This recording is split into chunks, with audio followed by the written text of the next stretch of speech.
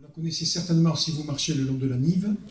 Cette trace-là se trouve sur une maison que je vais vous montrer. Donc, on a souvent, au XIXe siècle, en particulier au XXe, marqué l'endroit où montait l'eau lors des inondations.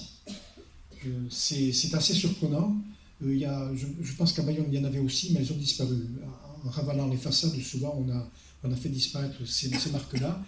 C'est très émouvant parce que certaines de ces pierres qui sont là sculptées, vous arrivez à la hauteur de la poitrine, par exemple, c'est quand même surprenant, quoi. Donc il faut garder mémoire, et les traces servent aussi à ça. Commentaires visibles ou très peu, éphémères ou tenaces, les traces nous accompagnent.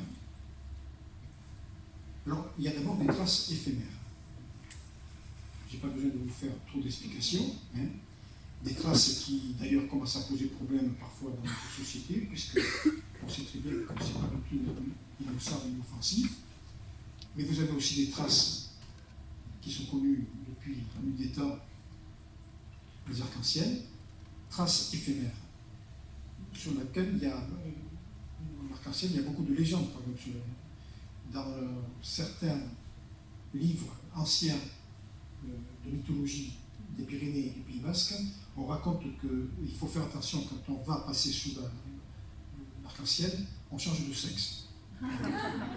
Cette trace-là, beaucoup l'apprécient, et quand les mamans et les papas promènent les enfants sur le bord de la Nive, ils racontent ce que c'est une ferme. Donc vous voyez que les traces peuvent aussi avoir un côté pédagogique qui est pas inintéressant. Et le maïs également qui pousse à côté, tout ça, des tomates, tout ça, donc tout le monde le regarde, ce petit paysage-là. Et je trouve que des traces comme ça, aujourd'hui on est en train d'ailleurs de les remettre en place, il y a des jeunes qui s'installent comme maraîchers de plus en plus à côté des villes, donc ça veut dire qu'on tient à certaines marques, à certaines traces, parce que justement elles sont signes de vie.